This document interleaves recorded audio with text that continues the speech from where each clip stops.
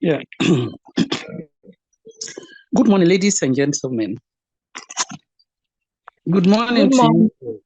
Yeah, Good please, we morning. are going to talk about postpartum hemorrhage. And we all know that PPH is one of the leading causes of maternal mortality in sub-Saharan Africa, including Ghana. And so, if you're a midwife, whatever it takes for you to prevent maternal death from postpartum hemorrhage, you have to go through that. Please, whoever decides to make noise when we are talking about postpartum hemorrhage, I beg to put you in the waiting room and I will never bring you back. So even if you know, keep quiet and let others also get the information, because it will help you, it will help me, it will help your colleagues, daughters, and they themselves when they are coming to deliver. It is not something we have to joke with, please. Okay, so types of PPH. In fact, we have, how many types of PPH do we have? Please. How many types of postpartum hemorrhage? Two. What are they? Two. Primary and secondary PPH. Good. We have primary and secondary postpartum hemorrhage. In fact, the primary postpartum hemorrhage occurs within the first 24 hours after delivery. And after the 24th hour, any bleeding that occurs up to the piperium is termed as the secondary postpartum hemorrhage. Now, let's see the causes. Let's see the causes. In fact, most of the time, let me chip in this. Most of the time, in primary postpartum hemorrhage, the bleeding is coming from the placenta side. Most of the time, about 96% of them, the bleeding is coming from the placenta side. Okay, so now let's see the main causes. The main causes of the primary postpartum hemorrhage, because it is the commonest type of PPH. So let's see the main causes of primary postpartum hemorrhage. And we are saying that it's coming from the placenta side. And for that matter, it is due to atony of the uterus. It's coming from the placenta side because the uterus is refusing to contract to control the bleeding. And so that is why patient will be bleeding from the placenta side. So let's see the causes. We are going to talk about the causes of that's the major causes of the primary postpartum hemorrhage. We have what we call the atony, which I had already mentioned. Atony, it is also the same as the hypotonic. Hypotonic PPH is the same as atony PPH. In fact, in atony, there's complete absence of contraction. And then the hypotonic is just low, too low a contraction.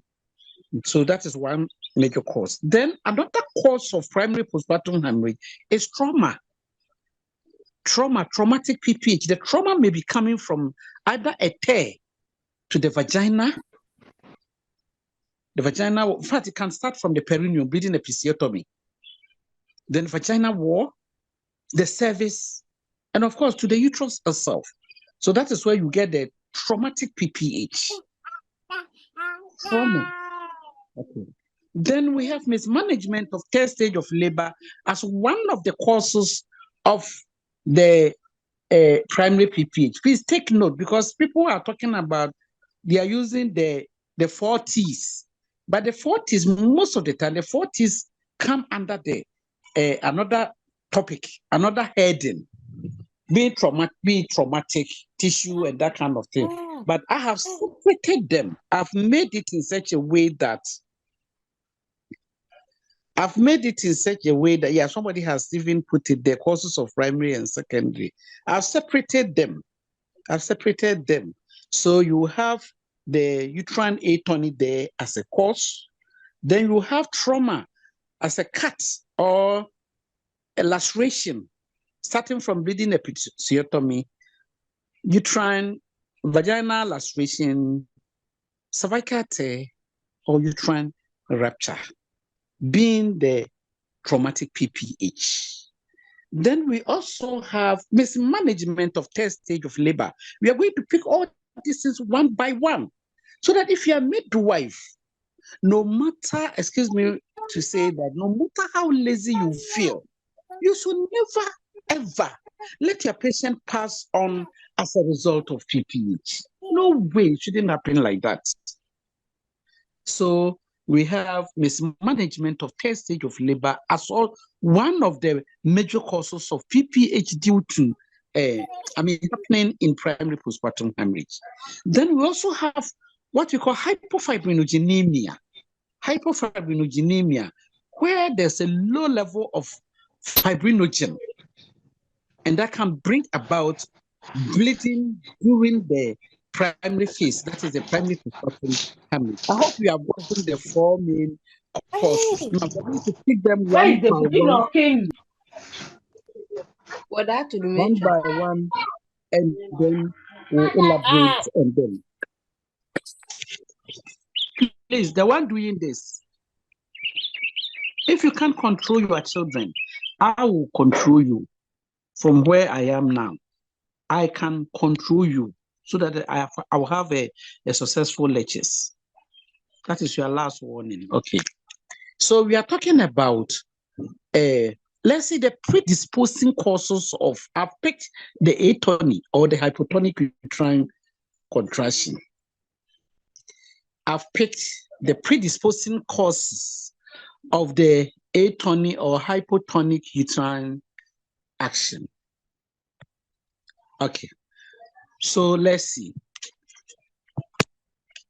The atony uterine contraction causing primary postpartum hemorrhage. It means that the uterus has overworked itself.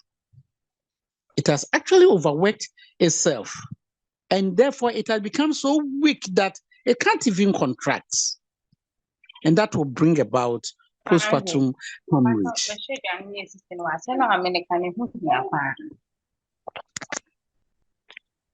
Another cause of atony of the uterus leading to PPH is a full bladder. What happens is that when the bladder is full, it prevents the uterus from contracting. Why? Because the uterus and the bladder, they share the same nerve supply. The same nerve that supplies the uterus supplies the bladder from the Lee-Frankenhauser plexus. In fact, they are coming from the sympathetic and parasympathetic nerves. And so a full bladder will inhibit uterine contraction. So that is another cause of PPH and primary PPH as a result of atony. Okay. Now, another reason is that a full bladder will also displace the uterus. It will push the uterus somewhere and will prevent it from contracting. Another cause of atony PPH and the primary is that retained products, retained placenta tissue, retained membranes can cause this one, or a partially separated placenta.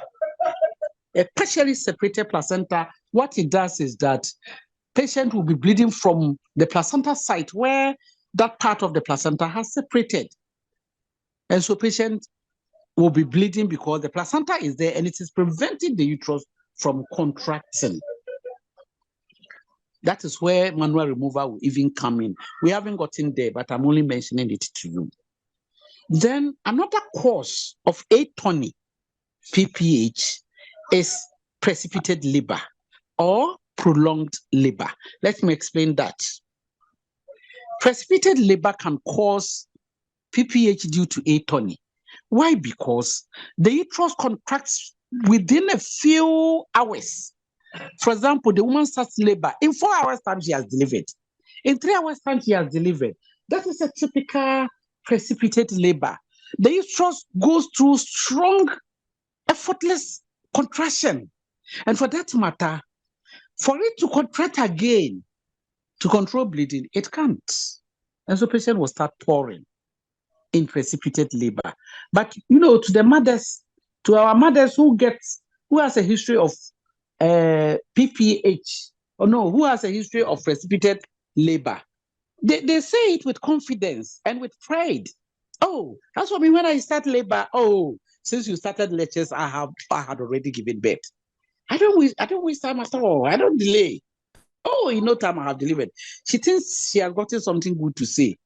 It's not good. Why? Because you will end up with severe postpartum hemorrhage one day. So it's precipitated labor is not good. Why? Because it will cause atony uterine contraction leading to PPH. Then we have another cause of atony PPH, that is polyhydramnios. Polyhydramnios because if the woman comes and there's poly after delivery, the uterus, had expanded so much to accumulate this excess amniotic fluid. And so for you to rupture the membranes or the membranes rupturing spontaneously after delivery, the uterus becomes so flabby that it can't contract again. It has expanded, too much of expansion has taken place. And so the woman cannot. Please, are we together? Are you with me? Yes, sister. Yes, sister. Yes, Very sister. good. Very good. Sister, So, please. Hello, sister. Come again. Yes, yes. Please, the last point of atony, predisposing factor. Ahead of the precipitate labor and prolonged labor. And prolonged labor. Thank you. With prolonged labor. What happened before it brings about atony uterus is that woman has been in labor for too long a period that the uterus is exhausted. Mother is also exhausted. She's so tired. All the tissues are tired. And so for it to contract again, if the baby even is born through this prolonged labor, after delivery, the uterus feels so tired to contract. And it will bring about PPH as a result of atony of the uterus. Okay, now the polyhydramnios, I said, when the membranes rupture, you have to make sure that after delivery, you even have to prepare, set up your introtonic drugs, infusions, and other things, because with the polyhydramnios, is likely to end up with PH due to atony of the uterus. And that is why, if you are not sure of poly, even though all the signs will be there, try to, if you have forgotten all the signs of polyhydramnios, and but you are suspecting it, do the fluid trial. There's something we call fluid trial to detect polyhydramnios during antenatal by allowing the woman to lie in the dorsal position. Then you tap, like you flip. You flip one side of the abdomen whilst one hand, that is the left hand, is supporting the other part or other side of the abdomen. What I'm saying is that one hand, the left palm, the palm to be precise, is supporting one half of the abdomen. Whilst while you are standing, use your index finger to flip. You flip one side of the abdomen, and you see if it is poly, the fluid will bounce in your left palm. You tap, you flip, and the fluid, because it is in excess, it will bounce in the left palm. And that is what we mean by a fluid trial, to check whether it is positive. If it's positive, then it is polyhydramnios. Then you prepare that patient is likely to end up with severe postpartum hemorrhage. Okay. Now, thank you very much. Thank you, the one who brought the slide. Okay. Now, we are also saying that multiple pregnancy and multiparity, big babies, they can all cause overdistension of the uterus. Any pregnancy that will bring about overdistension of the uterus, the woman is likely to end up with PPH. So when she comes and you have diagnosed multiple pregnancy, this time around, we are even lucky that scan is available. So it will detect that it is having multiple pregnancy. Don't wait for the worst thing to happen to the woman. Once it is, The one making that noise, you better stop before I put you in the waiting room. I'll put you in the waiting room, the one making excess noise. So thank you very much. So I was talking about multiple pregnancy, multiparity, and big babies causing the tension of the uterus, bringing about PPH due to atony of the uterus. Then we also have the grand multiparity. Of course, it will cause laxity of the uterus. I call them gravida choboi parawonsum. Gravida choboi, you alone, you have delivered 8 children. You have become pregnant the 8th time you have delivered 8 children. Gravida choboi. Parawonsum, yanko. Choboi, choboi. So many children like that. Where are you taking them to? At the end of the day, the uterus becomes so flabby after delivery, especially the 8th child. It can't contract again, and she'll end up with PPH under atony of the uterus. I hope that is clear. Now, okay. Now let's see. Anemia can also cause postpartum hemorrhage. So those of us who examine clients, when clients come to labor, sometimes we don't even examine. Please, for heaven's sake, no matter how lazy you feel or tired you feel, if you want to do any examination at all, just look at the conjunctiva of the woman. Or in the process of doing vaginal examination, try to look at the vulva. I mean, the vestibule. The vestibule is also another area where you can detect anemia. You see, the woman is, the vestibule you open to do vulva toileting or vulva swabbing. And you see, the woman is looking so pale. Don't take it for granted. She's already anemic. Check the hemoglobin before even she gets into second stage of labor.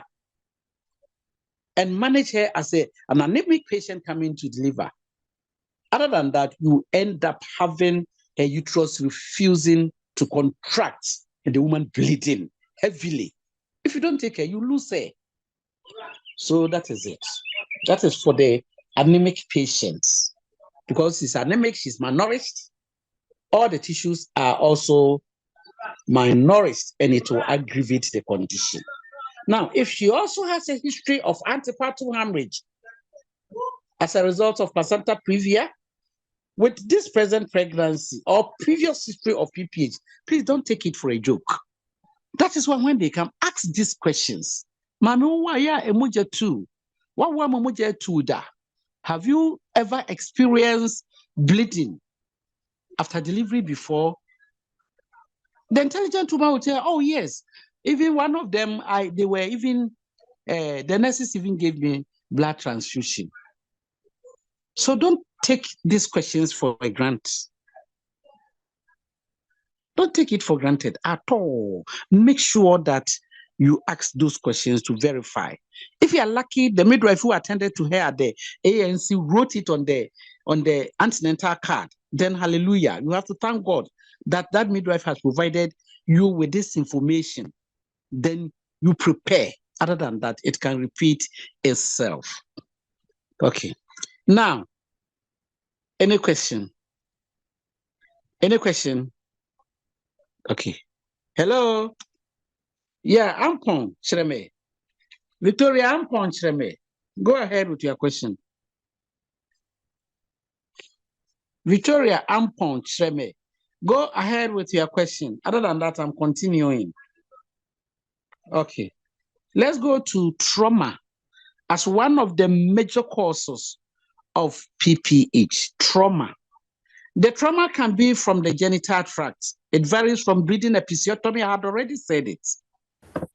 It varies from bleeding episiotomy, bleeding laceration from the vaginal wall, cervical tear, and anything rupture. These are the causes of traumatic PPH. And so we have atony and its associated causes which I've dealt with. Now we are on trauma. Traumatic PPH, and I said trauma means a cut, a tear, a laceration, varying from the episiotomy, bleeding episiotomy or perineal tear through to vagina, cervix, and uterus. I've repeated it severally. so that you know. And I'm going to show you the differences between atony of the uterus bleeding, blood that is coming from the uterus, and blood that is coming from a lacerated area in the birth canal. You should, if you are a midwife and you can't differentiate, then you can't manage PPH. You should be able, as a degree midwife, what?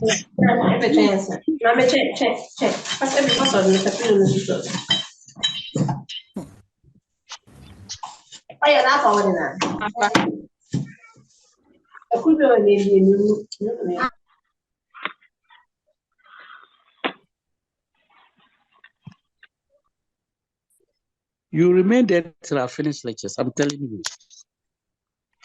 So I'm saying that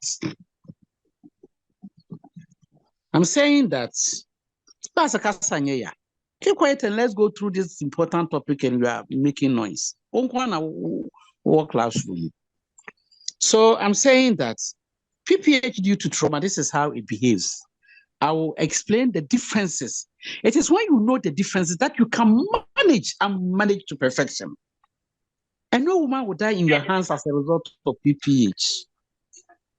No woman will pass on in your hands because of PPH, because you know the difference. If it is trauma, this is how the bleeding looks like. If it is atony, this is how it looks like. And each of them has its management. Each of them has its management. It is up to you, the midwife, to be able to differentiate. What type am I seeing? Is it trauma? Is it PPH? Is it atony? Or is it hypofibrinogenemia? Okay, so that is it. So that is it. Now,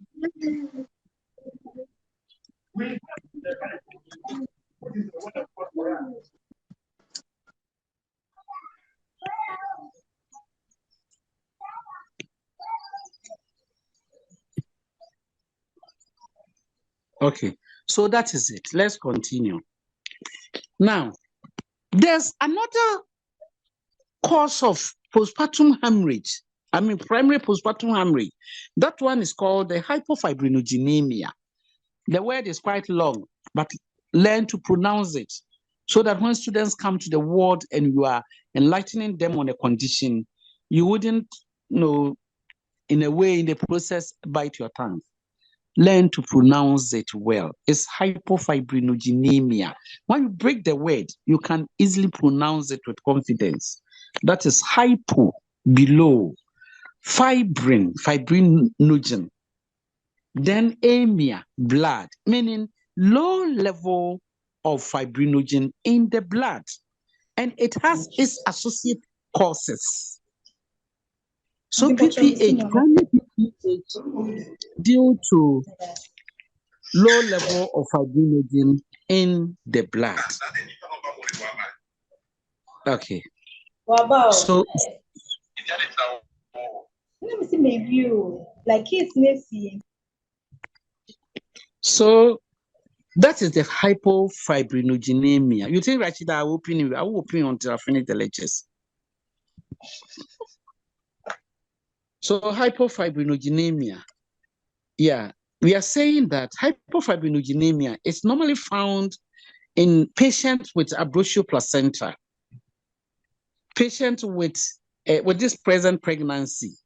She's likely to end up with hypofibrinogenemia. That is why I don't believe in those midwives when they are at post and a client comes and complains to you that she fell down. Instead of taking your time and admitting and observing her, you rather give a pastor. Now, what the hell?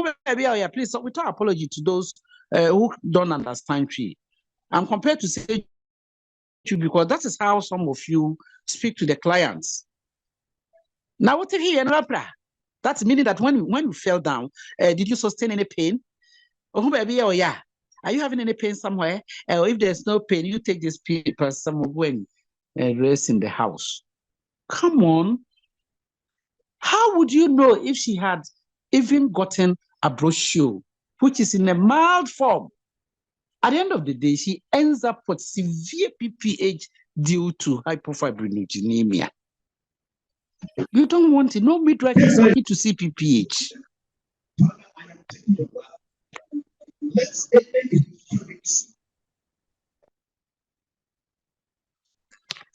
So no midwife will be interested in having PPH after delivery.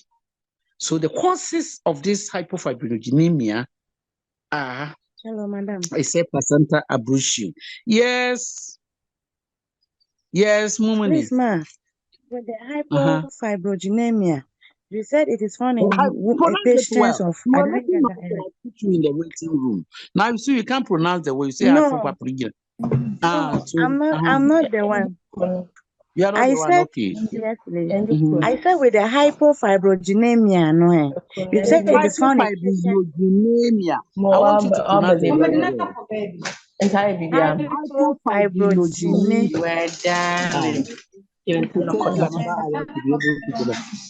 Please, ma'am.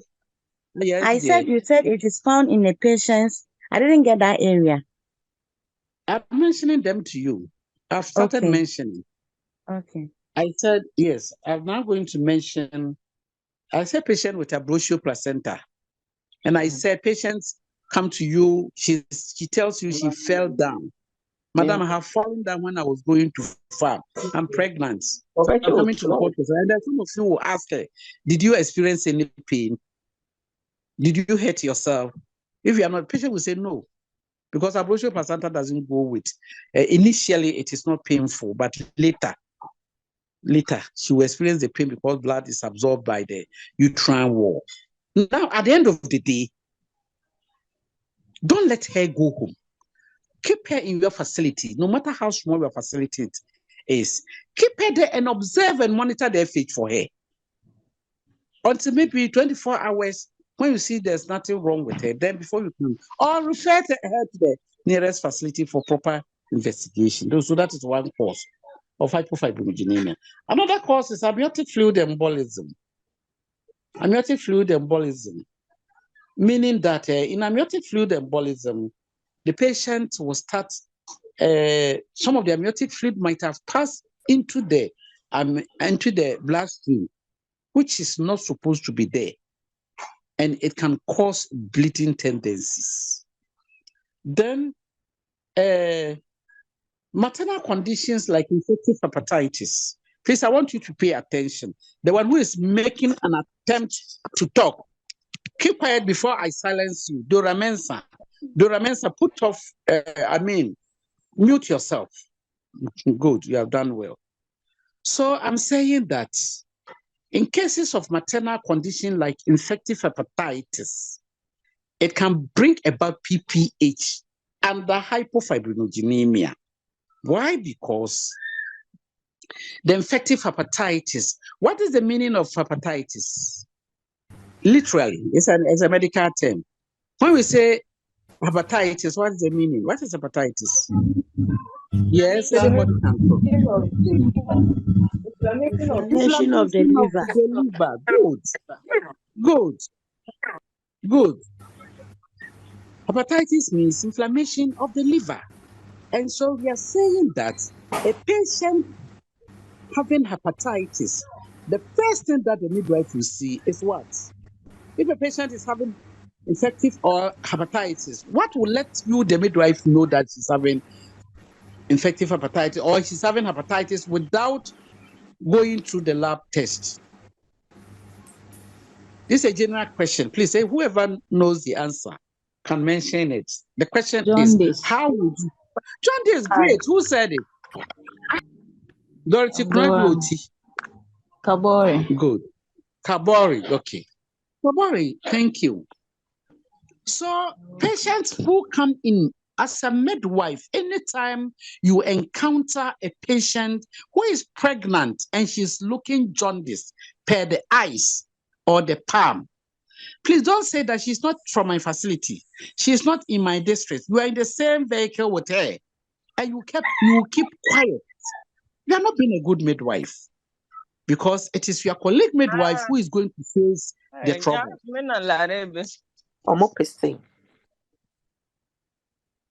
It is your colleague midwife who is going to meet the challenge when she goes to deliver. That is, even if you are lucky, she comes to deliver at the hospital.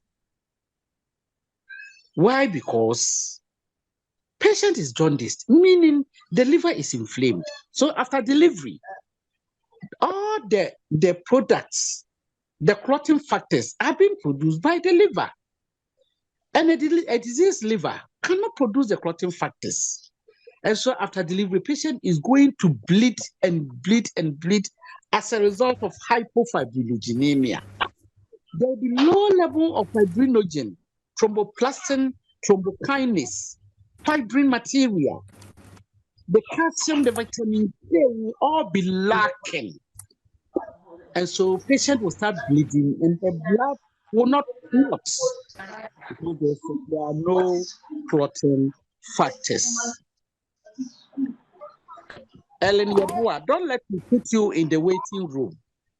If I put you there, I will open you.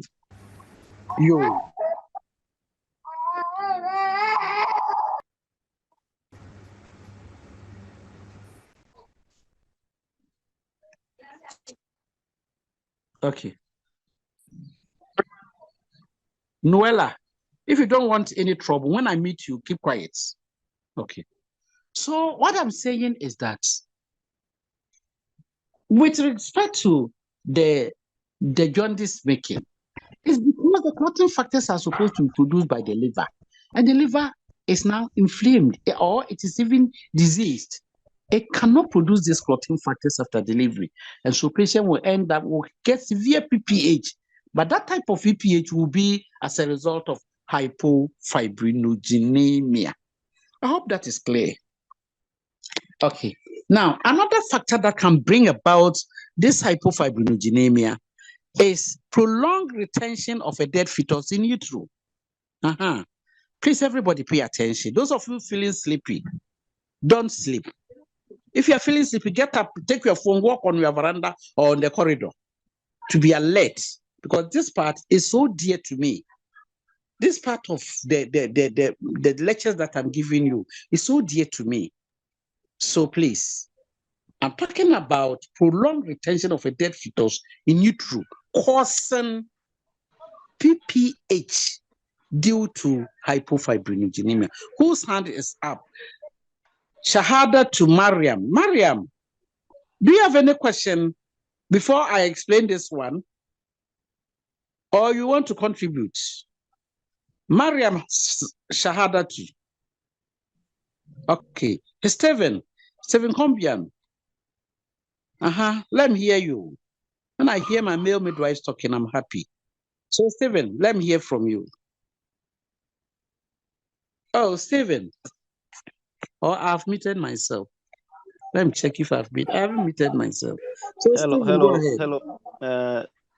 Please, Ma, you were explaining, you wanted to show us something, the differences between a blood coming from the atony uterus and a trauma blood. But somebody interrupted and you didn't finish with that, please. No, I will teach you. It's a topic. I'm coming down. Okay, I will mention it. The difference. One difference is the blood from trauma. In order to satisfy your curiosity, blood from trauma, it comes in a stream form. It's bright red. It comes as if the patient is somebody who say patient is urinating blood. It's in a continuous stream form. And quickly, the midwife should know that there's a tear. There's a tear somewhere. Let him dab the blood and then clip that vessel. Clip the bleeding point.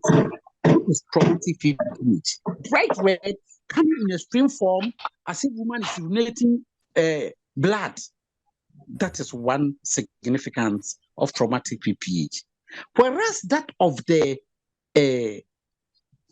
atony, if it is coming from the placenta side, the blood takes, the uterus takes its time to fill up. So that type of blood, it comes in gashes and in clots, and it is dark red because the bleeding is from the placenta side. So by the time that the uterus fills up, the blood might have changed color and it has become dark red. And that one comes in gashes and in clots. So that is the difference. That is the difference. I'm not coming there, so let me finish with this one. I hope I've satisfied your curiosity for you. Can I continue? Can I continue? Oh, lucky. Okay. So that is it. Now I'm still on the PPH due to hypofibrinogenemia. One of the causes I said is prolonged retention of a dead fetus in utero. So I was stressing on it that those midwives, those of us, those of you who listen to fetal heartbeat at the antenatal clinic, just 1 minute you can't count it. Just 1 minute, you have no time to waste. As soon as they put the stethoscope there, you hear boom, boom. Then you say, oh, it's there. FH is there. For all you know, it was the last breath of the fetus when it was passing away. The fetus was dying. And the last breath is what you heard. And you are saying that she has positive FH. Meanwhile, baby is dying. If you listen to the FH and you didn't hear it, please, for heaven's sake, for academic honesty, be sincere to yourself and call a colleague midwife. That doesn't warrant that you don't know FH. It rather shows that you are more academically inclined. You are not hearing it. And so you want a second opinion from a colleague. That makes you a good midwife, rather. But some people, because of pride, she doesn't want to call her colleague to come and verify the FH that she is not hearing. Never ever do that. Call if you're not certain. If you're not sure of it, call a second person's opinion to come and check the FH for you. Other than that, the woman will go home with a dead fetus. For 2 weeks, she's walking, especially the primigravida. 1 week, 2 weeks, she's walking about with dead fetus. And this is the consequence. This is the danger. She will end up with PPH as a result of hypofibrinogenemia. And so she has lost the baby. If you're not careful, the midwife will also lose, and the family will lose the mother as well as a result of PPH. So never ever check FH for quarter a minute and then you multiply. Is that not what you people have been doing? Some of you, not everybody, but majority of you, is that not what you have been doing? You have no time to count for 1 minute FH. Already, a day. Abba, please find time for your clients so that you prevent this kind of PPH. It happened to my cousin in one of the Catholic hospitals. And then when she delivered the dead fetus, the midwife was also beating her in addition. She lost that baby and she hasn't delivered again. Luckily, she had 1 child before.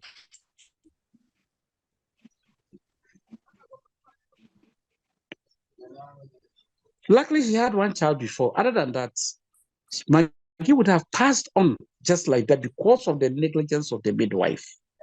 Please, let's try to make life and not to destroy life. Thank you very much. So I said, with the retention of a dead fetus, what happens is recording in progress. The dead fetus body will be producing an enzyme known as thrombokinase. Please take note. I'm saying that when the baby dies in utero, I mean the fetus dies in utero and is retained there, the dead fetus body will start producing an enzyme known as thrombokinase. And the thrombokinase, once present in the blood, it calls for other clotting factors to be in action. It will invite thromboplastin, it will invite fibrinogen, it will invite fibrin, and all factors that come into play to arrest bleeding. Now, all these substances will come into action only for them to come, and there's no bleeding. There's no bleeding for them to arrest any bleeding. But the dead fetus body is producing all these enzymes. So once they come and there's no work to be done, their efficacy is destroyed. And so the day that the woman would deliver, proper delivery, and placenta gets separated, that is the time that these clotting factors that came into action, that came into the system, this is the time they are needed to arrest bleeding. But where are they? They are not there. And so the woman will start bleeding. And this type of bleeding, we say it is as a result of low fibrinogen in the blood. The blood will not clot. It stands in the receiver. It's so watery. Hello, HAJIA. The injection site that the midwife is watching. Hello, madam. Please, you said that that cells will produce an enzyme called, I didn't get the name. Called the thrombokinase. Okay. Yes. Okay, thank you. That's what I said. Good. So that is thrombokinase. So I'm saying that the day that the woman will deliver, the placenta will be separated, where thrombokinase, thromboplastin, fibrinogen, thrombin will be needed to arrest bleeding. They are nowhere to be found. And so patient will start bleeding. And this type of PPH is called PPH due to hypofibrinogenemia. If you have heard of DIC, disseminated intravascular coagulation, DIC, disseminated intravascular coagulation, is the same as hypofibrinogenemia. It's the same thing. And so don't listen to FH for a quarter a minute. Check it. Listen to it for 1 full minute. And when you listen to it with 1 full minute, it is even joyous.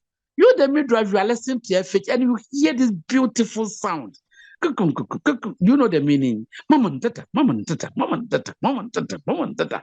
That is how the baby is saying to your hearing. And you don't enjoy this one, you rather check it for quarter a minute. What the hell? Check it for 1 full minute. For heaven's sake, you save the life of that fetus. You save the life of that mother. Any question up to this level? And remember, if it is hypofibrinogenemia, even when you give injection, when you are rushing to save the life, because every midwife is afraid of PP, you don't want the woman to die in your hands. So you are rushing. Please, bring the pitocin, bring the gometrin, bring the syntocininum. Wherever you give this injection, the patient will be bleeding through that site. I'm telling you. I'm telling you, she will be bleeding, Papa. Even from the injection site, where you have given injection in an attempt to arrest bleeding. Meanwhile, it could have been prevented. It could have been prevented. Why did you allow it to happen? Because of, excuse me to say, probably negligence of duty, probably lack of information from the client, probably due to lack of maybe minimal laziness that has brought about this. So to prevent that hasty decision taking, take your time, examine your client well, listen to their FH well, and then you can minimize this kind of situation. Any question before we move on to what do you call it, signs and symptoms of PPH? Any question? Hello, ladies and gentlemen. Are we together? Can I continue? Yes, sister. Good. Okay. Okay. That's good. If you don't have any questions, then let's quickly see. Let's quickly see the signs of PPH due to atony. You know, we started with atony of the uterus. So we see the signs. Then when we come to traumatic PPH, we see the signs. When we come to hypofibrinogenemia, we see the signs. Even though I've mentioned them all, I've already mentioned them all, but for clarity purposes, let's pick them one by one. Let somebody mention, yes, Priscilla AFRIYIE, mention the signs of postpartum hemorrhage. I can see your hand up. Go ahead. Go ahead, Priscilla AFRIYIE. Priscilla, your hand is up, or you have your own question too. Okay, Lydia Blay. Lydia. Okay. Yes. Priscilla AFRIYIE, your hand is still up. Answer my question for me. I said, mention the signs and symptoms of PPH due to atony of the uterus. Come on, go ahead. Then bring your hand down. If you're not ready to talk, bring your hand down. Yes, anybody? You have been encountering PPH. So tell me the signs that you see and you address it as PPH. Because you know the definition of PPH. We say any bleeding, that with the definition, and let me define it first. Any bleeding from the genital tract amounting to 500 mL or more, or any lesser amount of blood lost after the delivery of the baby, that will have effect on the health of the mother, is termed as PPH. I'm taking the definition again. Postpartum hemorrhage is bleeding from the genital tract after delivery of the baby, amounting to 500 mL or more, or any lesser amount that would deteriorate the health of the mother, is termed as PPH. Please, I hope it's clear. So it doesn't matter if the bleeding, the blood loss was 200 mL.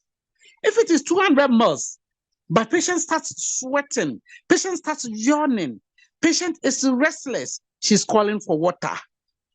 Mind you, it is PPH. Why? Because it's not up to 500 mL or more. It's less. But patient is showing signs of PPH. I mean, shock. Patient is getting into shock. Just 200 mL that she bled. You have to classify her as a patient, a potential patient who can die any moment from that time. You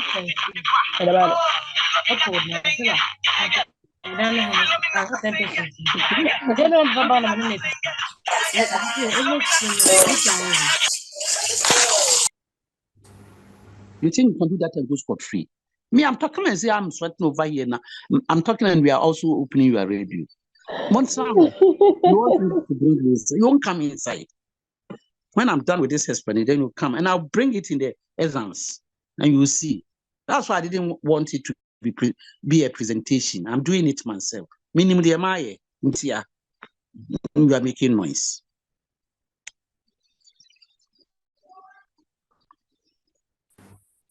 So Sheila Tema, when you enter and you start making noise, I'll put it there, I won't bring it inside again. Okay, so let's continue. Please, what are the signs and symptoms of PPH? Yes, Esther. Esther Nyame. Esther Nyame, go ahead. HAJIA, please, it's a question for clarification. Please, okay. last with our quiz, you brought these two things and I didn't know what to choose. You brought the small amount that may contribute, and then you brought 500 mL or more. So I didn't know which one to choose. So please, so which one help us. Which one did you choose? Please, actually, I was confused because all are answers. Thank you very much. The smaller, no matter the amount, that will have effect on the mother is the answer. That is the answer. So I'm saying that when the woman bleeds for 200 mL, probably she was already anemic, which you didn't notice. You didn't see that the patient was anemic. And so after delivery, when she bled for just 150 mL or 100 mL, it is having a serious effect on her. And that's why she's fainting. That's why she's collapsing. It's a form of PPH. It's a PPH complete that you need to address and manage her. I hope it's clear. Please, is it okay? I'm so passionate about PPH, and there's a reason for that. Please, is it okay? Can I continue? Hannah Sechi, how may I help you? Hannah Sechi. Sister, please, you were asking of the signs. Hello, sister. Good. Mention them. Go ahead. Okay. Mention them. With atony,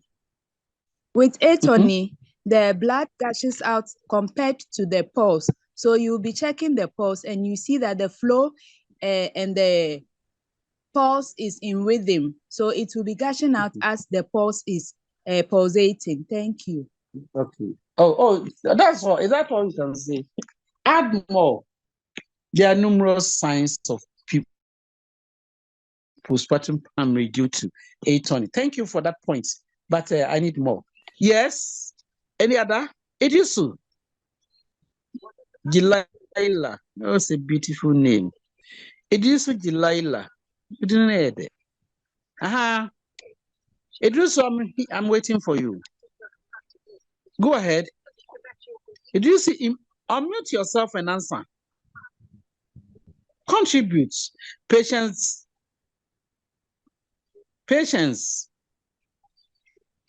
Dobara. Please, can't they hear me? Or I have muted myself. Have I muted myself? I haven't muted myself. Go, please, those with your hands raised. Sister. You can start talking, please. You can start.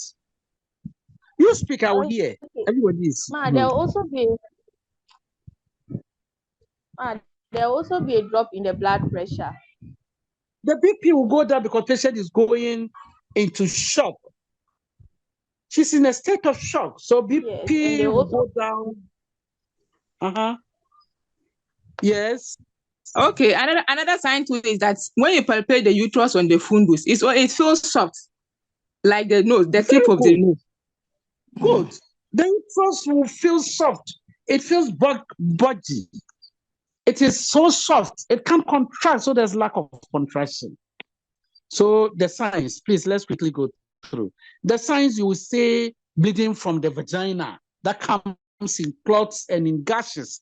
This was the first sign that when the gentleman wanted the differences, that was the first sign that I mentioned. So in PPH due to atony, bleeding comes in gashes. The gashes, G-U-S-H-E-S, gashes. It comes in gashes and it comes in clots. That's the first sign of PPH due to atony. Now, the uterus feels so big. It feels buggy. And it contains blood clots. And then the uterus does not contract. The uterus does not contract. There's lack of contraction. And then the uterus fills up easily with blood, making the fundus to rise above the umbilicus. We are saying that the uterus feels buggy. It feels big under the examining hand. It rises above the level of the umbilicus. And you know, because the uterus is taking time to fill itself, it fills up with blood, then it comes out in gashes and in clots. Then the bleeding from the placenta side, we have already said that it will come in gashes at a time. But then the one from the laceration, that is the trauma, comes in a continuous stream form. Get the differences? Somebody asked and I explained to you. So this is one major difference between atony and traumatic PPH. Then the BP will drop, as we said already. The pulse will be faint and feeble. The skin will feel cold and clammy. Patient is in shock. The subnormal temperature. And the patient will start with shallow respiration. She will start with shallow respiration. She wants to grasp all the atmospheric oxygen because she's sensing danger. She knows that she can die. So she's trying to open up her lungs, open her mouth, open her respiratory tract to grasp all the oxygen in the atmosphere for survival. Now, what is the meaning of that? But then remember, we are saying that if it is due to hypofibrinogenemia, the blood that is in the receiver will not clot. It looks watery. And then as I said from the beginning, that if you had given injection at the injection site, patient will start bleeding from the injection site. That is if it is due to hypofibrinogenemia. Any question with the signs or addiction? Other than that, let's quickly prevent postpartum hemorrhage before we draw the curtains down. Let's quickly prevent postpartum hemorrhage. You know, we can prevent PPH under so many points. Let me hear from you first. How do you prevent postpartum hemorrhage, especially those of you in the delivery suits? How do you prevent PPH? You don't want the woman to go through postpartum hemorrhage. How do you prevent it? Lydia, yes. W. Josephine. Anybody at all can start talking. Please start. HAJIA. Sabla. Yes, go ahead. Go ahead, please. It's a contribution that I wanted. It's a contribution that I wanted to make concerning the science. Okay. Yeah, concerning the respiration, I learned that it is the first vital that will go up during PPH because the oxygen level is low when the woman is bleeding. I said during PPH, the respiration is the first vital. Respiration is the first vital that goes high. So respiration will increase because oxygen level is low and the woman is trying to compensate. The body is trying to compensate. So the respiration will go high. So when we notice that the BP is dropping, then meaning things are getting wrong. But most of the times we concentrate on the BP, which I learned is not right. We always have to check the respiration when the woman is bleeding. So when we see that the respiration is high, then we have to attack it before things get worse. I think I explained that to the extent, if you were listening. That's my small contribution. I think I said it, and I said, please, did you all hear what I said about the respiration? Hello? Hello? Yes. What did I say about the respiration? Hello, HAJIA. Yes, madam. The woman will have shallow respiration. And then she gasped for air. Good. She's been gasping for air. I said it. I said it. And I even added that she's trying to grasp all the atmospheric oxygen because she's sensing danger. Did you hear that portion? Did you hear that one? Yes, HAJIA. I feel more light on the respiration. So she's just gasping for air. I said it. Okay, so let's move on. Thank you very much for adding that one too. Okay, so let's move on. Yeah. How do we prevent PPH? Somebody's hand is up. Sabla. Yeah. Sabla Frank. Yeah, HAJIA. Yes. In prevention of PPH, we first of all, you must know what is causing the PPH. If it's as a result of atony, then quickly, since we've learned that the uterus and the bladder share the same nerve supply, which is the parasympathetic and the parasympathetic nerves. So it means that when the bladder is full, it will automatically prevent the uterus from contracting. So in this case, if it's as a result of atony, which is as a result of full bladder too as well, they need to empty the bladder to allow the uterus to contract. Good. Excellent answer. Good. Then the next thing is,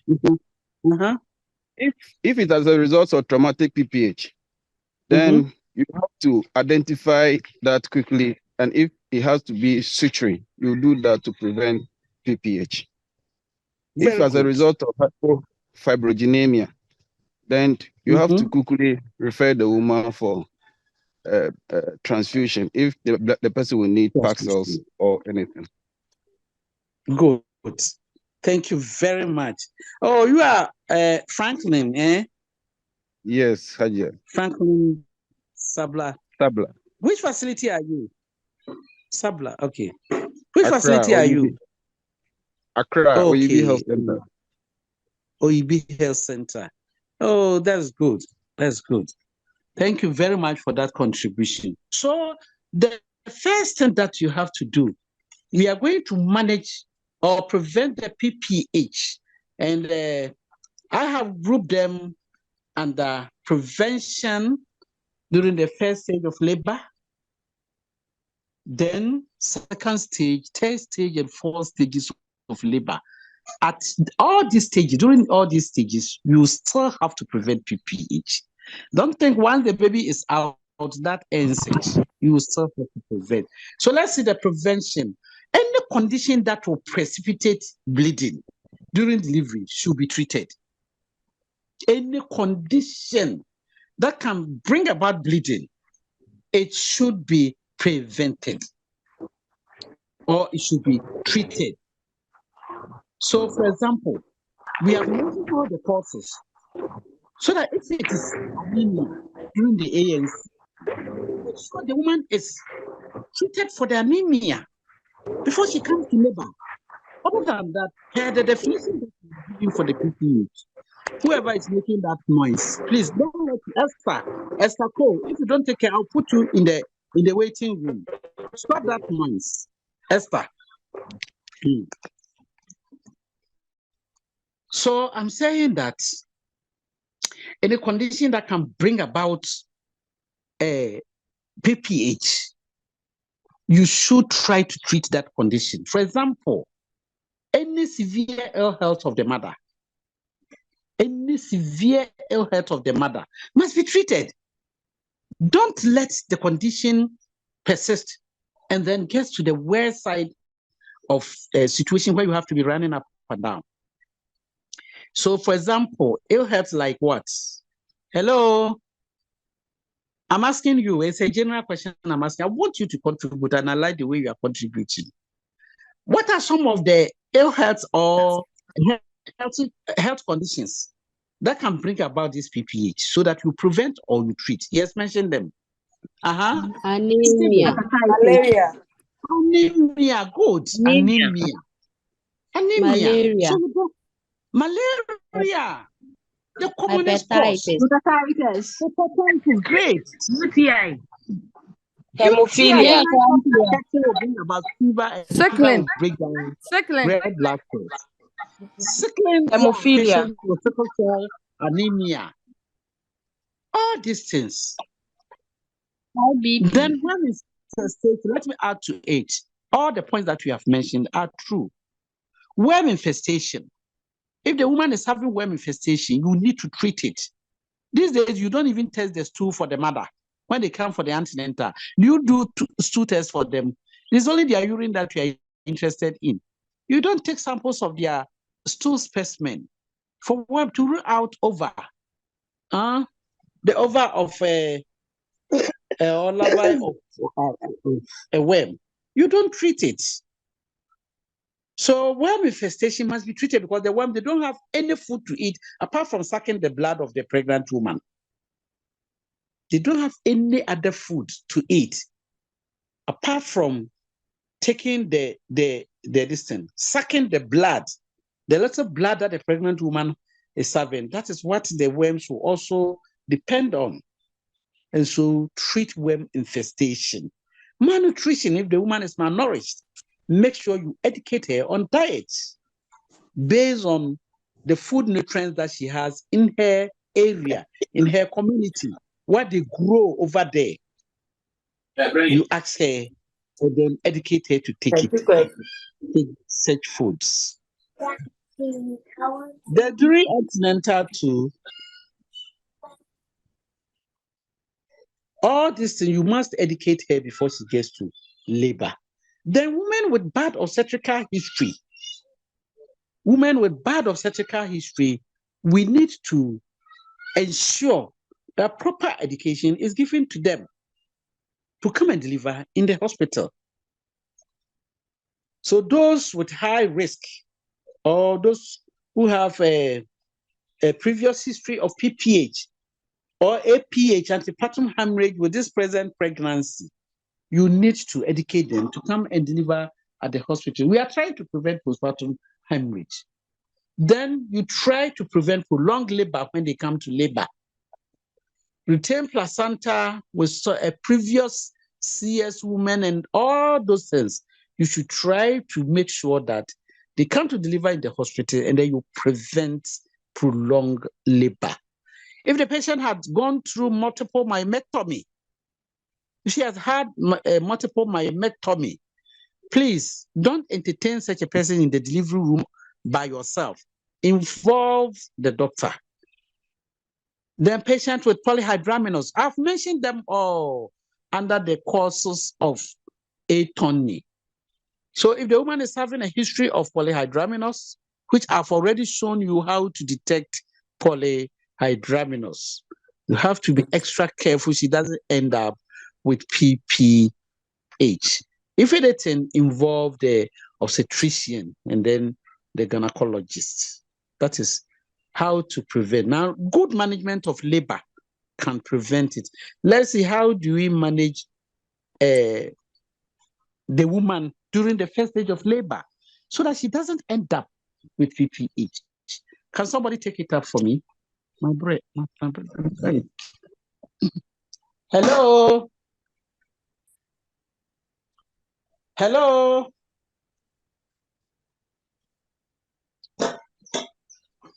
Please go ahead. Oh, who is taking it for me? How do you prevent postpartum hemorrhage? Please, those of you in the delivery suit, the good things, the good management that you have been carrying out, share it with us today. Today. The good management that you've been giving to your clients during first stage of labor in an attempt to prevent PPH, share it with us. You've started dodging. I will start calling names. So if I mention your name, you don't answer. Everybody will know that I called you, and because you are not managing patient well, you couldn't answer. So I don't want any trouble. Just raise your hand or start talking. It will be accepted. See, they are dodging. Look at the way they are dodging. Don't dodge you, I beg. Hello, share with us, okay? Hello, Yes, sister. Madam Dorcas. Okay. Go ahead. Yes. Sorry. During labor. Okay, go ahead. Okay, during labor, you confirm food dilatation of the cervix before you ask client to bear down. You do what? You confirm food dilatation of the cervix. I said during labor, for you to prevent postpartum hemorrhage, you confirm food dilatation of the cervix before you ask client to bear down. Then Other than that, what will happen? Other than that, what will happen? If there's no food dilatation, what will happen? Should I get PPH due to? Should get PPH. So that's why we fall under. That's why we fall under. Traumatic. Good. Trauma, yes. She'll end up with traumatic PPH. Good. Oh, dear. Okay. Then you empty the bladder to a good uterine contraction. Very good. Okay. Then you prevent. Yes. And you are not supposed to fiddle with the uterus. We see, for the sake of those of us who are in the classroom, who will be in the classroom or in the ward, students will come, we have to teach them. I have grouped them under first stage management, first stage prevention, second stage, and then the third stage and fourth stage. So all the points that you have mentioned, you are right, but you started preventing it from second stage. Let's see the first stage of labor. First stage. How do you prevent PPH during the first stage of labor? That is all that I'm asking. So go ahead.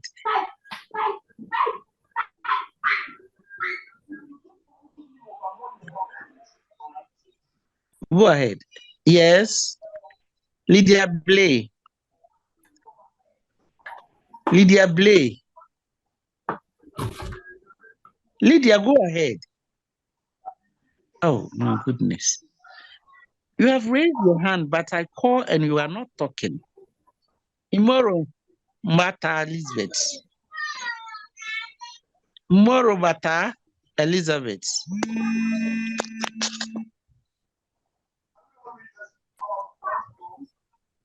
Please, those of you whose hands are up, just go ahead and give us the answer because time is fast spent. Oh, HAJIA, please. Dr. You will Skumi. take. HAJIA, please. You take blood sample and check for FBC, malaria, and others to rule out anemia at first stage, and also do bedside clotting to know the clotting factor of the woman. Good. Good. Yes. Good. Anas. Yes. Dr. Skumi. Shani Justina. Justina. Hello, sister. After that, you will tell the client what you expect of her. You encourage a regular bladder emptying and teach her deep breathing exercise. And tell her on the second stage, in case she should deliver, she should breathe between contractions and other things. In case she would deliver by all means. Some people try to push through a distance because of the pain. They will try to push through undilated cervicant. That one can cause tear and other things. Okay, thank you very much. Okay, first stage management. During the first stage of labor, we try to avoid prolonged latent first stage and prolonged active first stage. It's very, very important as a midwife. If you are trying to prevent postpartum hemorrhage, then prevent prolonged labor, meaning prolonged first active and then a latent first stage. You should try to prevent that prolonged activity. Then we have to prevent unnecessary pain during labor by asking the other people's opinion, or you give an analgesic like petadine. Petadine is a drug of choice, but remember, we don't give petadine when the cervix has dilated more than 6 cm. Please take note of that. Don't give petadine to a laboring woman when the cervix has dilated more than 6 cm. Why? Because in 4 hours' time, she's likely to deliver. So if you give petadine when the cervix has dilated, let's say 6 cm, more than 6 cm, what will happen is that the patient may deliver before the time.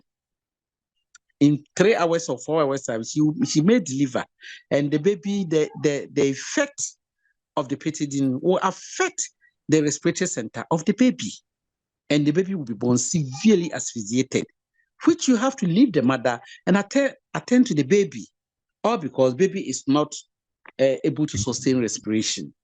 Baby is having severe asphyxia neonatorium. And so in that case, we are saying that don't give petadine even though you are trying to prevent pain. You are trying to minimize pain during labor. That's the reason why we don't give petadine when cervix has dilated more than 6 cm. Please take note so that you don't just go because patient needs petadine, go and give it. You cause more harm than good. Okay, so that is it.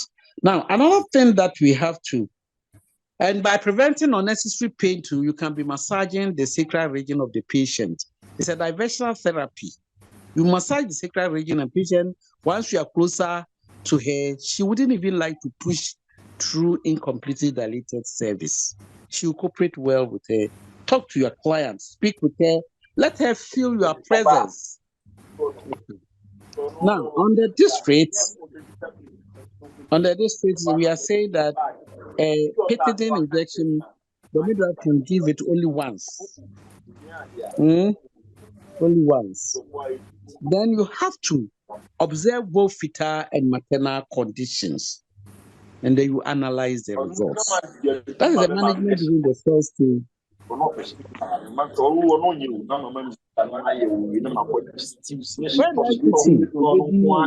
do I put him? In the waiting room. He's there. He won't come again.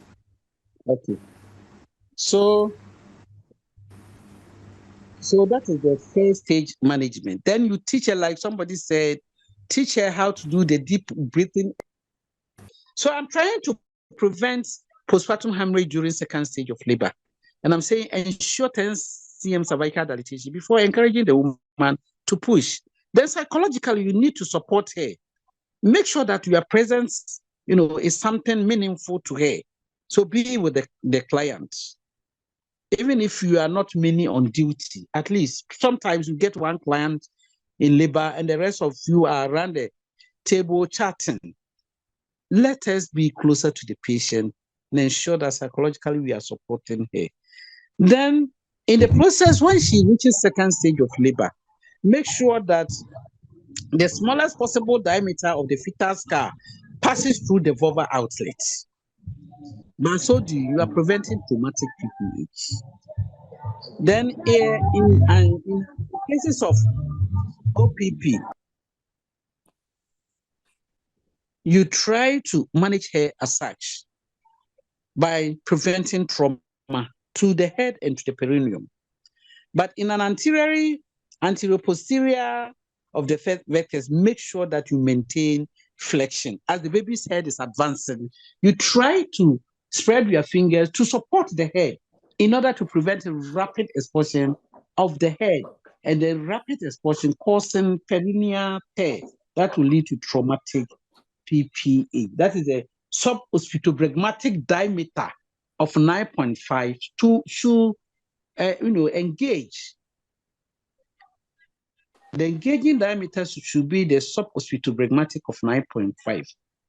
And the subospitofrontal diameter of 11 should also be extended as the head is coming out. You ensure that the head is delivered by extension so that this diameter passes through the pelvic outlet. Then women with history of PPH, secondary PPH or primary PPH, as a result of atony of the uterus, they should be managed well. That's why asking her about the history is very, very key. Manage her well so that she doesn't end up, history will not repeat itself this time round. So that is it. If she has the history, manage her that she doesn't have a history of PPH the second time. And then in situation where there's a second twin in utero, you try to manage her in such a way that she doesn't end up. Remember, we mentioned enlargement of the uterus as a result of multiple pregnancy, polyhydramnios, big baby, blah, blah, blah. We said all those things. So if we are preventing PPH during the second stage of labor, then remember, in cases of multiple pregnancy, the patient is managed very well,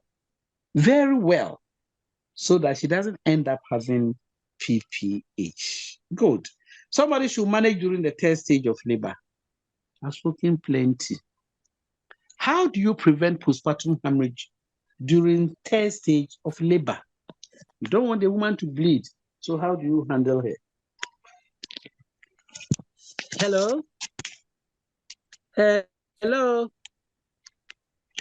Are we together? Oh, hello? Are we together? Oh, they are not there, they are gone. Hello? Hi. Hello. Hey. I'm here. Hi. Hello, people, you were sleeping, yeah?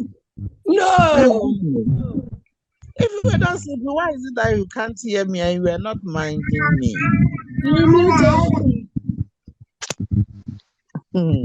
Okay. So you are preventing PPH during the third stage of labor. How do you prevent PPH during the third stage of labor? I want somebody to share with us. Those of you in the delivery suits, please bring your contribution. Who is this person? Yaya Boa Bano. Yaya Boa. Yaya Boa, go ahead. Yaya Boa Bano. Go ahead. Oh, no spin free. We are sharing ideas. I'm tired of talking. Share your views with us. Or you have not been preventing PPH over there. Hello,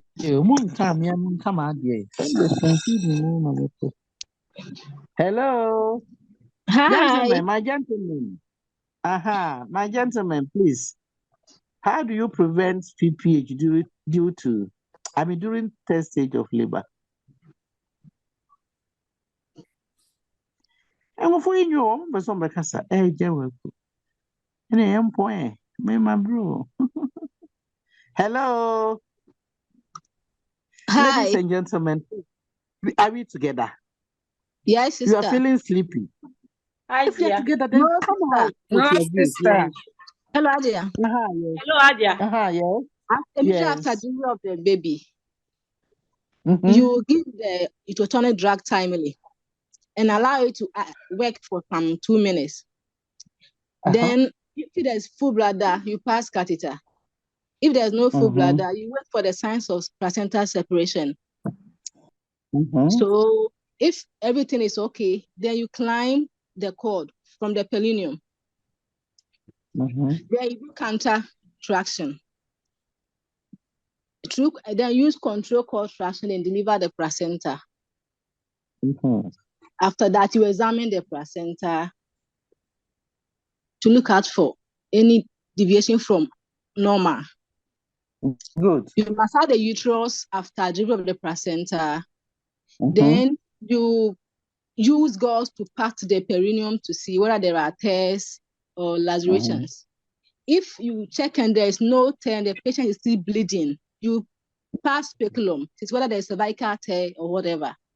If there's no cervical tear, then you keep on massaging the uterus. But if the blood is still coming with clots, then you suspect PPH, then you manage as such. Thank you. Thank you very much, madam. I'm so grateful for this beautiful management. I think you have said it all. Please, do you have any question? So we are talking about management of third stage of labor. She has done justice to it. I don't even need to go over it, unless somebody needs clarity. Other than that, I think what she said, she's right. That we prevent by preventing product of conception to retain. Make sure that the placenta is completely separated. After giving the embolic drug, in some facilities they give ergometrin, some give pitocin, some give oxytocin, whichever method that is practiced in your facility, that is the protocol of the facility. So that you make sure that you check, you palpate the abdomen to ensure that there's no undiagnosed second twin. Undiagnosed twin. So because if there's a twin and you go ahead, you don't palpate the abdomen, and you go ahead and you give the embolic drug, what happens is that it will separate the placenta and the second twin will die. So always make sure that at least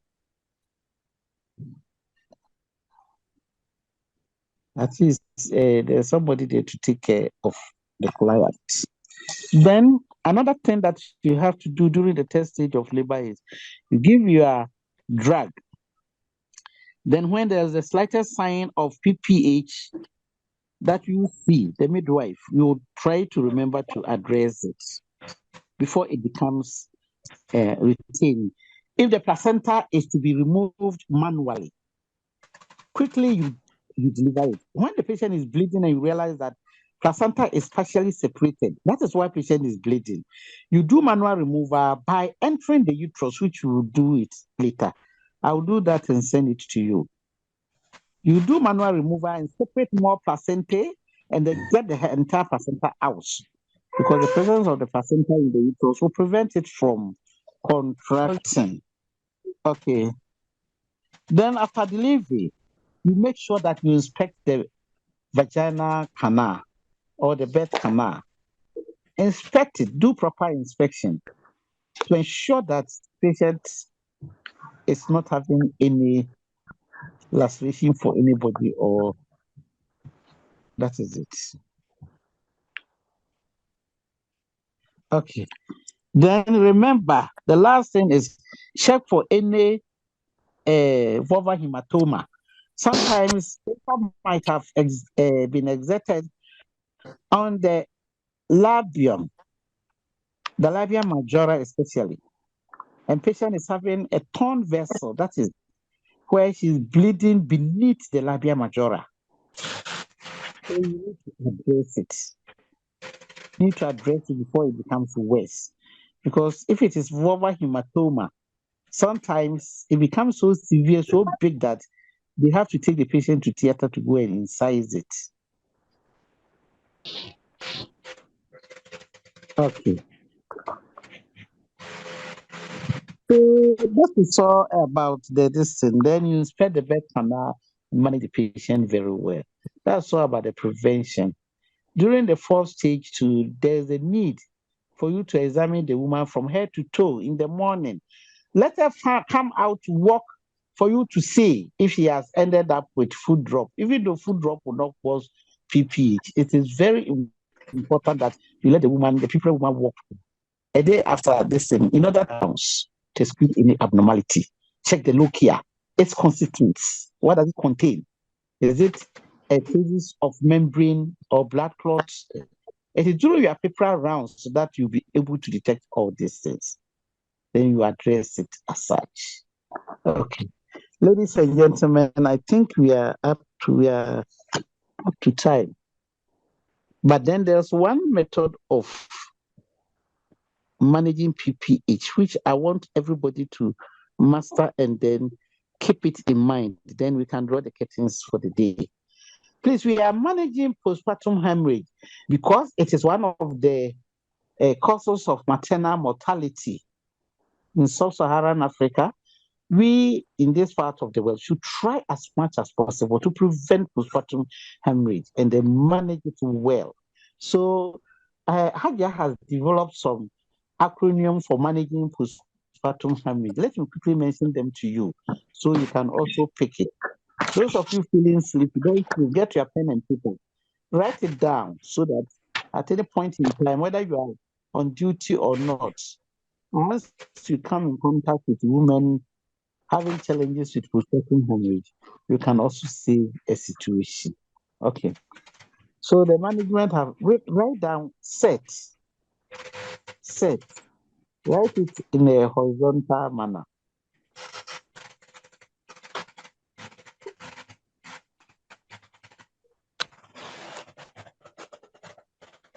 Have you finished writing it? Oh, hello. Yes. Finished. Please, the S stands for stimulate the uterus to contract. The S is stimulate the uterus to contract.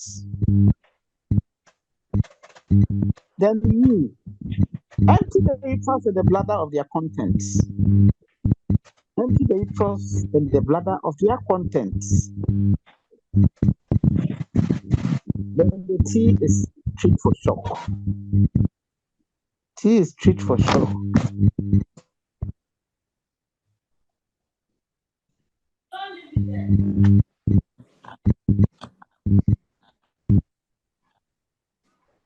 HAJIA, T is. I said the T is treat for shock.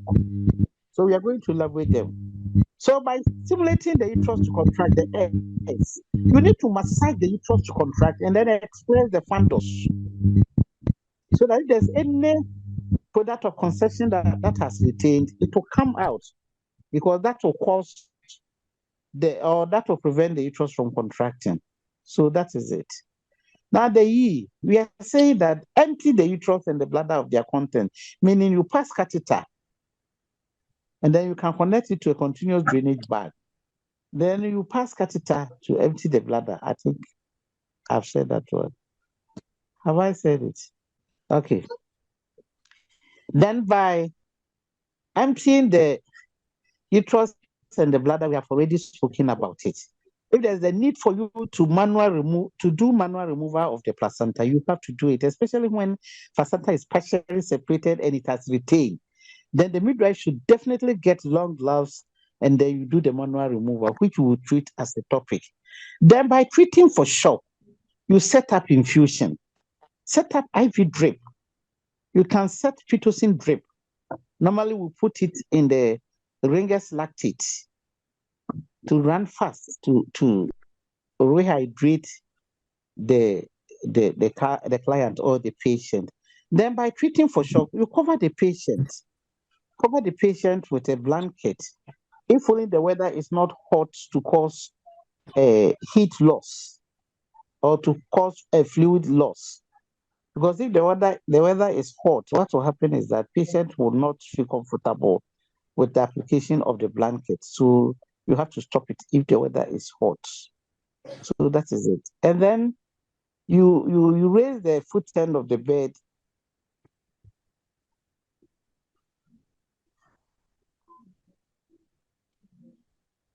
So raise the foot end of the bed so that the blood that is circulating in the lower extremity of the patient will all drain to the upper part of the body where the blood is mostly needed. So that is it. Then you provide warmth. Don't forget to fix the baby to the breast, because as the baby tackles the breast, the more oxytocin will be produced from the posterior gland. Exactly.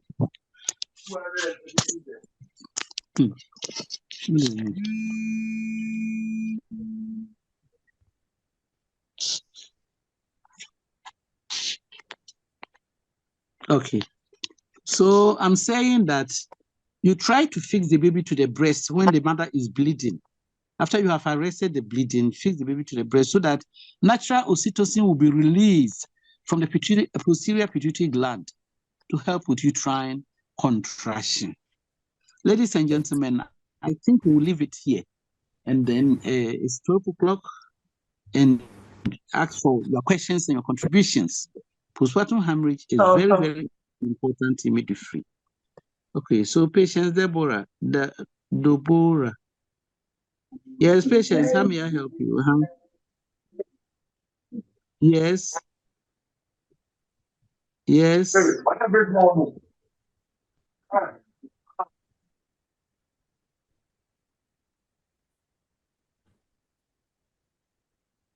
Okay.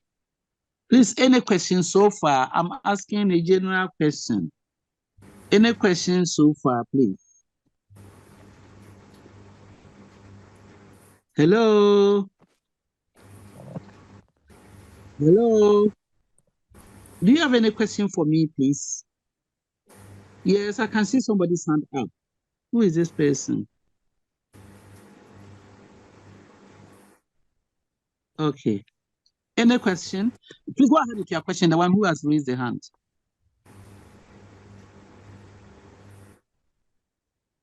Any question? Yes. You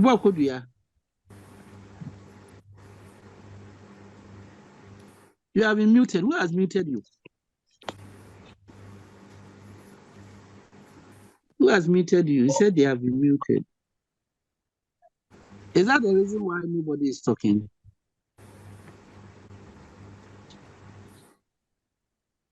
Please go ahead.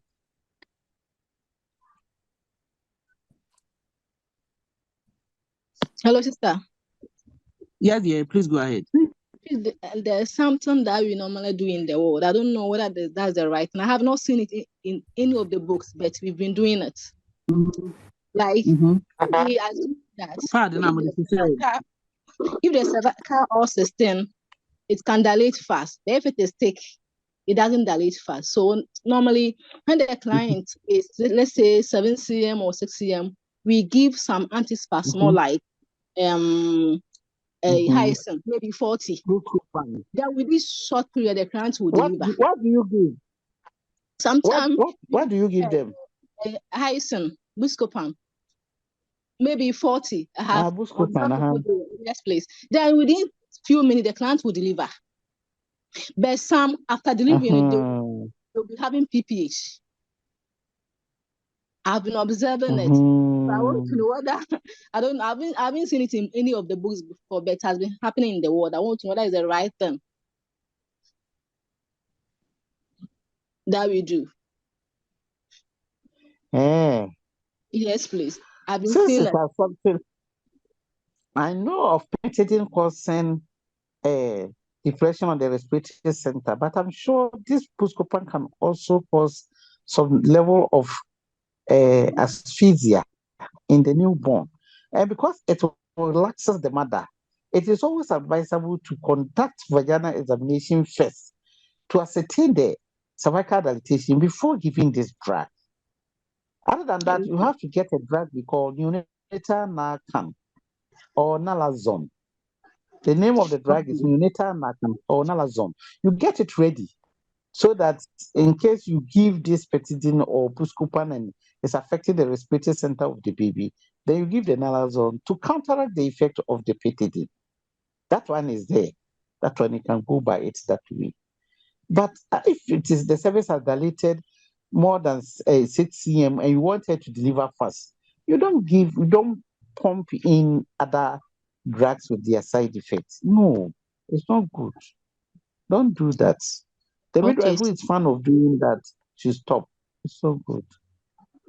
Okay, sister. Thank you very much. So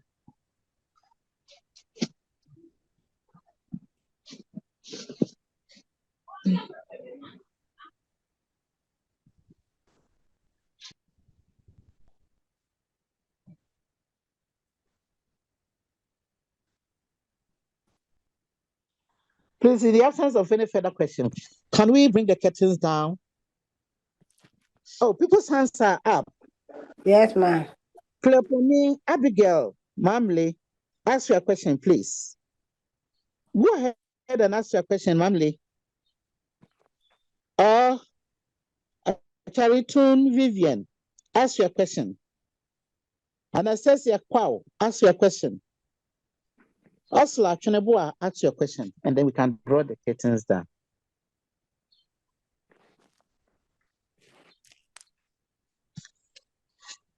Please ask your questions and let's finish with the lectures. Oh. Hello. Hello.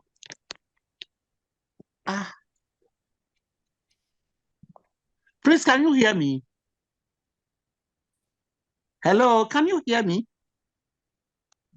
Oh, I've muted myself.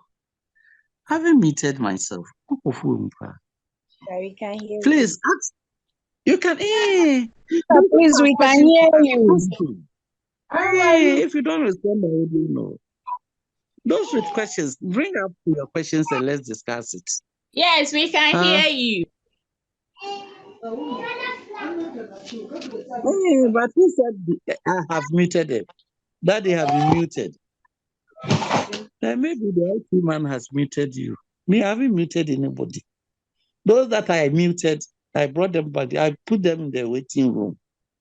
I've brought them back. So please, ask your question. Those whose hands are up, if you can hear me, go ahead and ask the question so that we can close for the day.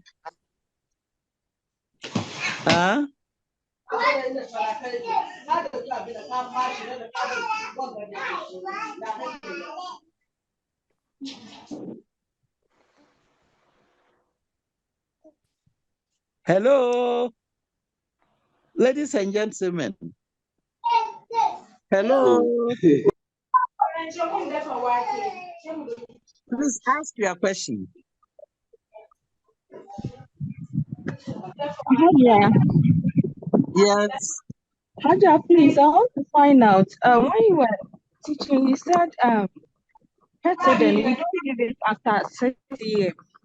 I want to find out if you give it before 6 a.m., what happens in utero to the baby? Doesn't it have effect on the baby when it's given before? No, it doesn't have any effect if it is given at, let's say, 4 cm. No, it doesn't have any effect. But because at 6 cm, remember in 4 hours time, patient is likely to deliver. And so if you give it at 6 cm and above, we are saying that it has serious effect on the respiratory center of the baby. It has effects on the respiratory center of the baby. And so if you give it after 6 a.m., what happens is that the baby becomes severely asphyxiated. The baby will be severely asphyxiated. That is the danger associated with the pethidine. Okay.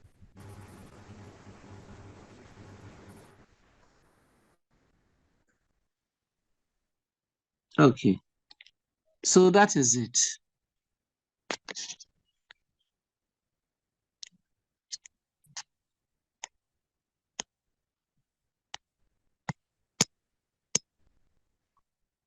Okay. I hope that is it. Okay. Is there any other question to be asked? Osla. Osla Chinebua. Osla. Osla Chinebua. Okay. HAJIA, Yes. please. You said we should lift the foot end of the bed.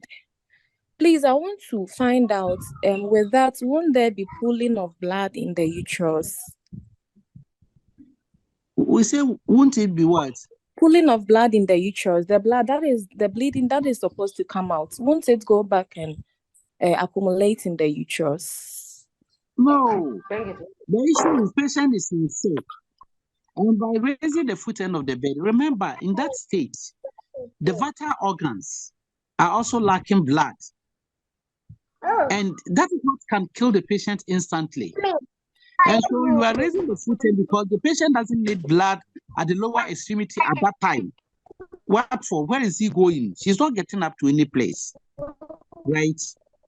So the blood that is supposed to be at the lower extremity is going to supply the vital organs like the brain, the liver, the kidney. Okay, that is why we are raising the foot end of the bed. Because at that time she doesn't need blood at the lower extremity for anything because she's not working, she's not sitting anything. So that is why. Is that okay? Okay. So on this note, please, shall we call it a day? People have started leaving the page. So if you don't have much to ask me, we are done. But we are not done with postpartum hemorrhage. It's so voluminous. That's why I wanted to start it early. So where we have reached, next time, inshallah, we'll continue from there. Thank you very much for your attention. I'm so grateful. Okay. Somebody, yes, Osla Chinebua. Your hand is up. Okay. Shall we call it a day? Ladies and gentlemen, I thank you for your attention. I'm leaving the page. Can I leave the page? Jane Oyelati. Yes, Jane. yes, I can leave.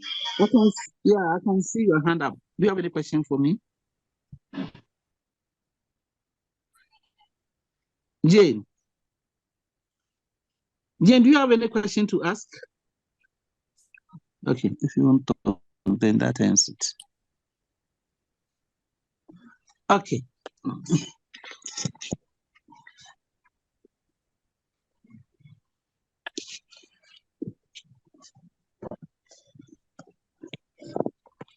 Okay.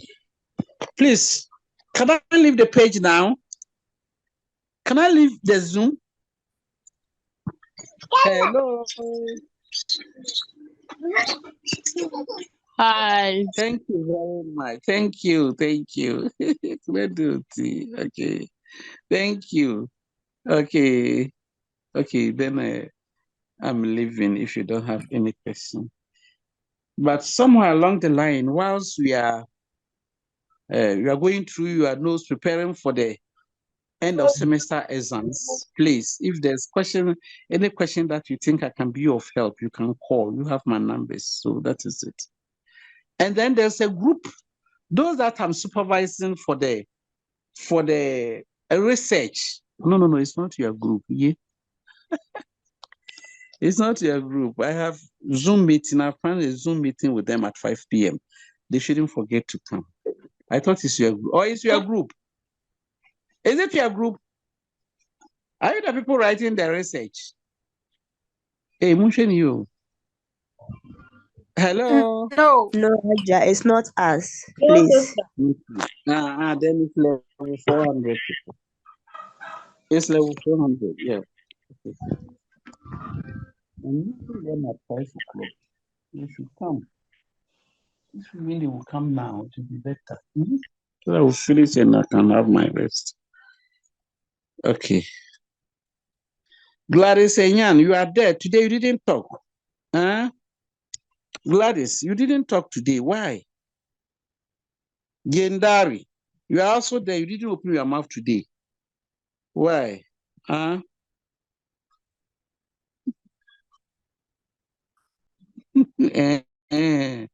Who muted you? You are making noise too much. That's why they muted you.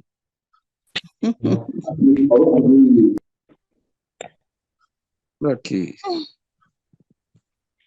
Okay. Then on this note, I say goodbye to you. Take good care of yourself. And then we'll meet another time.